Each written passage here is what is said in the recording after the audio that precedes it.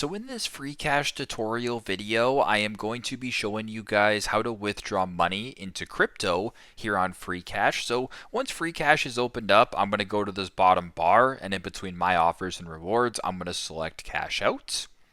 Once you're on the cash out screen, you can see your balance at the top. Now, once that is done, just simply scroll all the way to the bottom to where it says crypto. Now, once you're here, there's a variety of different crypto that you can actually withdraw your money into. So there's Bitcoin here, there's Litecoin, there's Solana, as well as Dogecoin. So if you want to do any of these, so for example, if I were to press Dogecoin, it'll bring you to this screen. If I wanted to select Solana, it'll bring me to this screen, and etc. So if you wanted to do Bitcoin, go ahead and select Bitcoin, enter all the stuff, go to the bottom, press withdraw to proceed with the withdrawing of money that way. So pretty simple, pretty straightforward. That's how you guys can withdraw money into cryptocurrency here on Freecash. Thanks again for watching, and I hope this video helps.